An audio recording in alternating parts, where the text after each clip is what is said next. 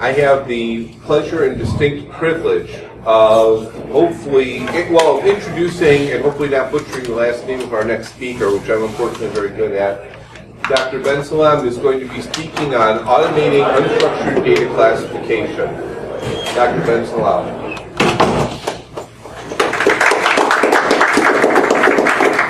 Hi, everyone.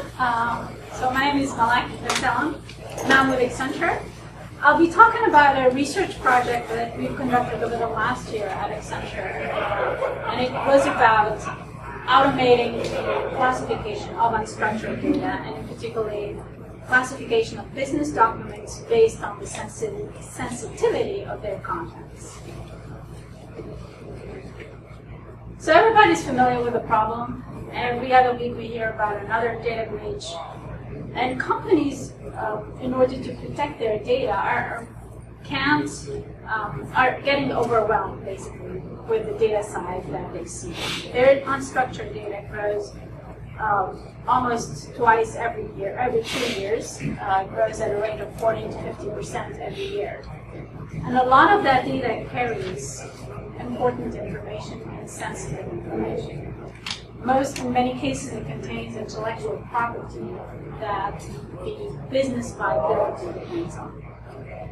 The Department of Commerce actually estimates that the U.S. companies lose about $250 billion in terms of due to ID theft every year. And surveys show that every year we lose about 7,000 records of sensitive data. So obviously, regardless of what the security controls are being deployed by all these organizations, something is not working well. Most companies, when they're protecting their data, they take the traditional approach of deploying more security controls along the different layers of the IT stack. So either at the network layer, where they deploy firewalls and intrusion detection systems, at the device layer, where they encrypt their data and everything is fine, they're protected, or at the application and services layer.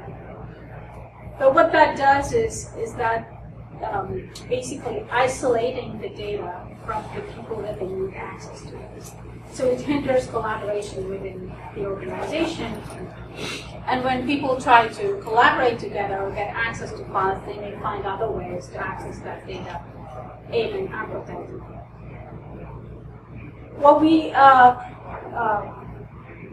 support is more of a data-centric security approach, where the focus is really on the data and on embedding the security controls within the data ideally, or as close to the data as possible, and focusing on the users accessing that data. But to achieve that type of data-centric security approach, you need to classify data. You need to know what is important to protect. So information classification is critical for a data-centric security approach. Now, what do we mean by information classification when I talk about documents? It means classifying these documents along this taxonomy of confidentiality levels. There are documents that can be made public, can be shared freely with the rest of the world. There are documents that are for internal use only. There are other documents that are restricted. This could be information about contracts with other vendors, or there's documents that are highly confidential. So that's potentially information that contains intellectual property, that's information about employees, social security numbers, things like that. And the impact of the breach of documents from the internal use category is different from the impact of the breach of highly confidential documents. So the higher the confidentiality rate, the higher the risk.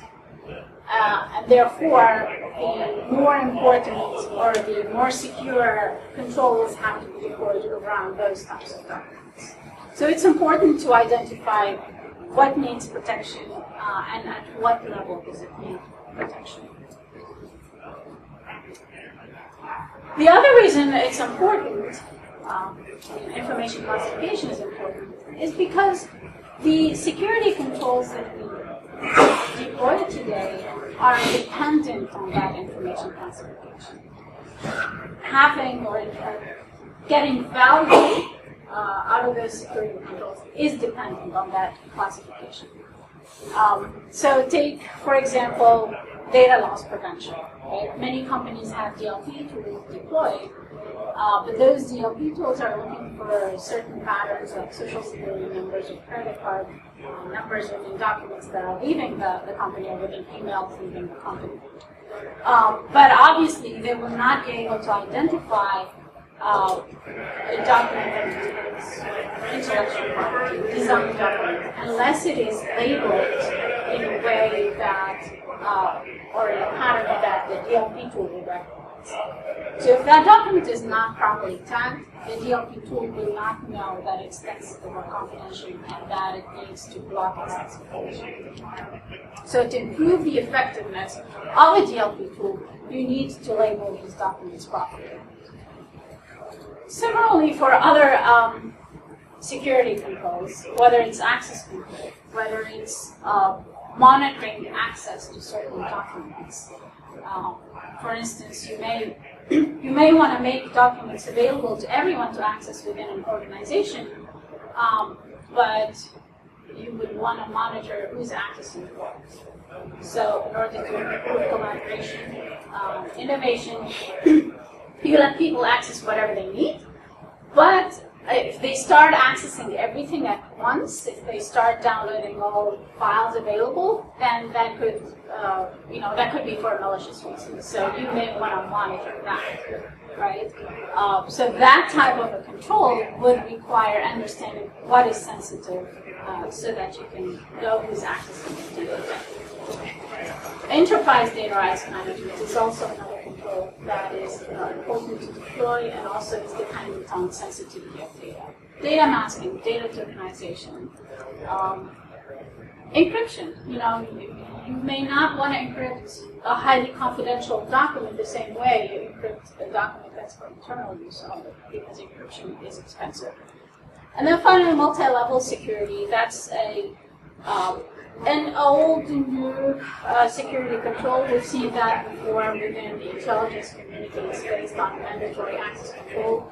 It has researched recently with newer operating systems such as Linux, where we were able to define or assign a clearance to the user, but also assign a sensitivity level to the document, and combine the two to make sure that only people that have security clearance get access to highly confidential documents.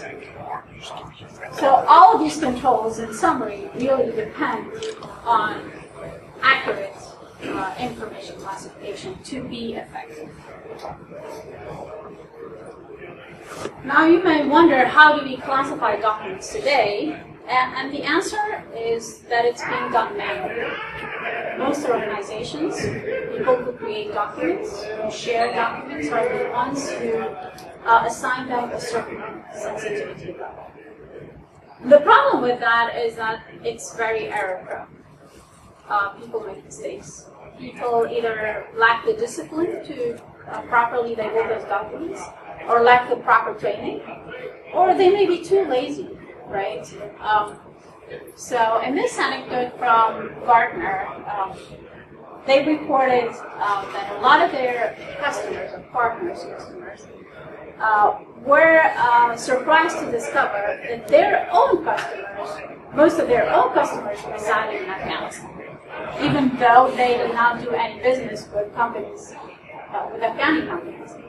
And the reason was because the people that were filling the information about that customer or that vendor were too lazy to, properly identify where the organization was headquartered. They just picked the first selection in that drop-down menu. And that happens with document labeling. If you're an employee and you're sharing a document to the SharePoint within your organization, and you're required to label it a certain way as highly confidential or not, some people are tempted just to pick the first or the default selection. So you end up with documents that are not properly classified. And talking to my clients, for instance, I know that they think that the way manual classification works is at about 60 to 70% accuracy. So about at least a third of the documents that they have within their repositories are misclassified. So what we wanted to do at Accenture within the scope of this project is automate classification. One of our questions that we set out to answer was, can we take this out of human hands? Can we automate the classification of these documents through machine learning? And can we do it at scale? The other hypothesis that we wanted to test is whether we can do this where classification can be context-aware. And the reason is, so there are today some classification tools that look for certain keywords to classify a document. But a keyword-based approach is also error-prone. And let me give you an example. Think about a document think about an article that talks about quantum computing. That's probably not confidential. It's an article that you can see on any other website on the internet. So think about a patent application that talks about quantum computing. Now that should be probably classified at a confidential level if the company is doing research about quantum, right? You don't want those two assets to be classified the same way. But if you use a tool that looks for certain keywords, like quantum, you will not be able to do the classification. So you want your tool to understand the context of the entire document before making the classification decision. And then the third or the fourth hypothesis we wanted to, or the fourth objective actually that we wanted to achieve is to do this in a way that is portable to other languages. So in this research we focused on English, but we wanted to take an approach that we can also apply to other languages. So what we've done is use natural language processing, NLP, and machine learning to automate this process. The way we do this is train a classifier.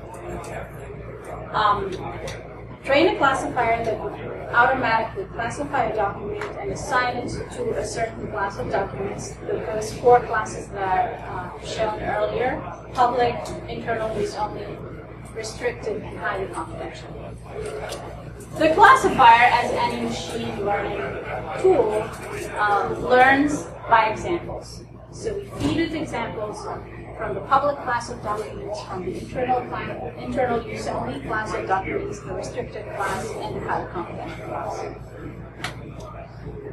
We extract certain information from those documents. So we don't give it just the raw data, but we extract certain features that represent the document.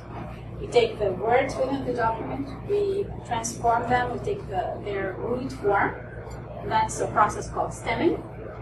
And then we do some computations to generate an n-gram profile. An n-gram is a sequence of n items, in this case n words, and then a number associated with it that is the frequency of that n-gram. So we have unigrams, that's sequences of one keyword with its frequency. Sequences. We have bigrams, sequences of 2 words and their frequencies, and trigrams, sequences of 3 words and their frequencies within those documents.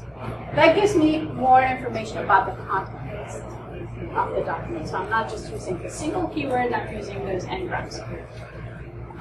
Then I transform each document into an n-gram profile that becomes a vector, right? Now that vector describes the content of the document. Then I feed that into a classifier, a classification model, or a classification algorithm that selects the most discriminative features among those classes, for those classes. So I want to identify the n-grams that are that carry a lot of information about a public class of documents, and the n-grams that carry a lot of information about the highly confidential class of documents. Right? So I select the most informative n-grams, and those are the n-grams now that I use to make a prediction about whether a certain document belongs to one class or another. So eventually what I end up with is each class of document is described just with one n-gram profile, right? And that n-gram, in our case, was 100 features long. It could be longer, it could be shorter.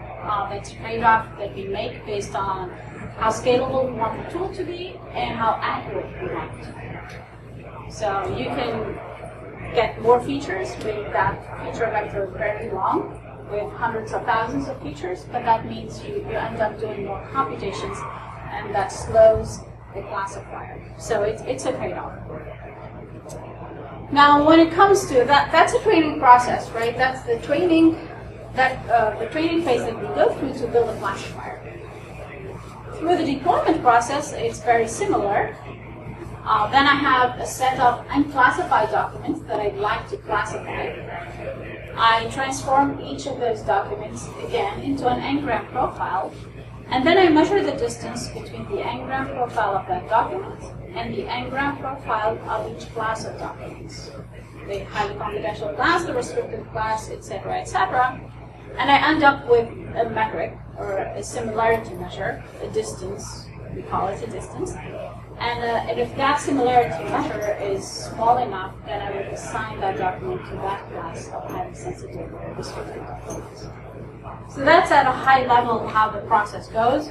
Obviously, for building the profile distances, for building the classifier itself, there are various algorithms we use. There are constraints that drive the selection of the document, the selection of the algorithms. For instance, one challenge we dealt with within our data set is that it was very biased. It was heavily weighted towards the class of documents that are for internal use only, and we did not have enough documents that were public. And this is a challenge that probably each organization deals with. The amount of documents that are for internal use only is much, much higher than other types of documents. So you have to think about how to design a classifier in a way that it doesn't get biased by the bias that is inherent in it. Other things to think about is how risk tolerant is the organization. So, for example, an intelligence organization would probably be okay overclassifying documents, meaning that if a document is for internal use only, they probably don't mind if it gets classified as highly confidential. Right? They want to protect that information. But other companies, like Accenture, where it's important to classify documents at the right level so that people who need access to that document do get access to it in order to encourage collaboration, we don't want that overclassification. So again, you want to tailor or select the algorithm the right way and configure it the right way so that it doesn't overclassify.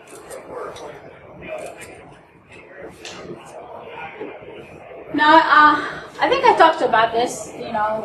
Generally the process is through the training. You go through the process of pre-processing where you convert the documents into text, you do the stemming, etc.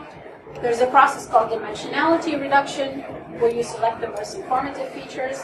And just to give you an idea, in English there are about 28,000 words, right, different words.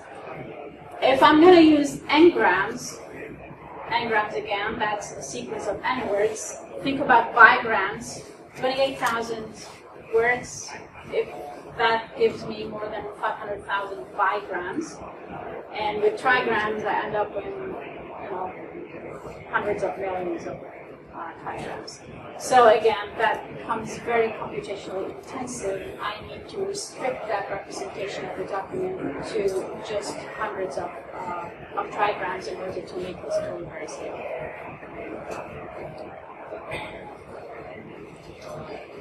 So this is the results of our experiment. We took a data set of about 20,000 documents. 80% of that data set was used to train the classifier. And again, we used several models, several algorithms. It turned out that the support vector machine algorithm was very accurate in terms of its accuracy, classification accuracy. We ended up with a model that describes those different classes of documents that is just 4 kilobytes in size, so very small. It took us about, for each document, 0.03 seconds to classify a single document. So we're able to classify millions of documents within hours, and the overall accuracy was at 94%. We're continuously working to improve these these classifiers. Obviously, we want to test whether this can be generalized to other types of data sets. And then we're going to take it to the same approach, take that same approach, and test it on other languages. Now, how can we make use of this technology? There are various ways to do that. The obvious case is to run this classifier against repositories of unclassified documents. And that's a very popular use case. I'm talking to some clients who have millions and millions of documents that they have accumulated over the years through acquisitions, through digitizing paper documents, and now they have to deal with that classification. And obviously they cannot do it manually, right? They cannot assign this task to their employees. It's very time consuming, so they need to automate this process. And this would be the technology to do that. Then you can deploy this in real time. So the classification happens in real time. As the user is creating a new document, you can call this model, make the prediction about how the document should be classified or how the email should be classified, and then label it. And then that label or that tag can be embedded within the metadata of the document. That's what we do. So that now, when it's in metadata, when the DLP tool sees it and scans it as it leaves the enterprise's network, it can see that label and it can block, DLP can block the execution of that block. The tool can also be used as an auditing tool, so to compare how people within the organization are classifying documents versus what the tool is predicting, and if there are discrepancies that may mean that either you have to retrain your people, or that you may be able to gain some insights about how that classification is being done and improve your training. And finally, if there is no policy within an organization that employees are following to classify documents, then this tool can be used to infer that policy, to infer the de facto policy that is being followed, because it can extract insights from the data. Okay, I don't know how I'm doing on time, but I think we have time for questions, right? Yeah, you have 5 minutes. All right, okay. So with that, if you have any questions, I'll be happy to answer. What about retraining the trainer? I mean, I over time, the document classification can change. Correct, yes. Yeah. So that can be, the tool can be configured. Exactly. The tool can be configured to retrain periodically. There are aspects that we did not take into this research, but obviously that may trigger changes into the classification. For instance, a document or plans about acquiring another company are very sensitive before the acquisition happens, but after that, that information is public, so you don't need to classify the document the same way. In order to be able to do that type of updates, you need a broader context about what's going on within the organization. And that will be our next phase of the research. So not just the document itself, but more information about what's going on inside the enterprise and outside as well. There's a basket load of solutions out there that kind of do this or claim to do this using regex or whatever we scan through documents. OCR has been a challenge up to now, but ultimately it seems to all come back to the case of the user just needing to know what they do and classifying something as with an easy interface on the fly rather than just I think there's a lot of tools that can go back, but and that's a good thing. I'm not saying it's bad. There's mountains of data out there that just haven't been sorted through. But a lot of it just seems like it's a lot of user behavior changes that are really difficult to accomplish. I guess it's maybe a question. What are the best ways to leverage user behavior change in this regard in organizations? So that's $1 question. yeah, user behavior is always a challenge, right? And especially consistent changes to user behavior that are consistent, right? So that's even a bigger challenge. I just want to make a remark about the regular expression that you mentioned. That's different from what we're doing here because regular expressions is really important. But there was one thing that we tried with one of our clients to change user behavior is gamification with respect to document classification. So we created a game where users are challenged to identify how the document should be classified. And because it was a game, people were incentivized to do it. Now we did it for a selfish reason is because, as you know, machine learning requires labeled data to train the classifier. So within that organization, there was no labeled data. There was no classification. So by training or by gamifying this, we were able to get labeled data from the users, and then if they converged onto one label, then we could use it for I didn't mean to infer that regex. There's a number of solutions that do out there. Right. So they're different. Yeah. So,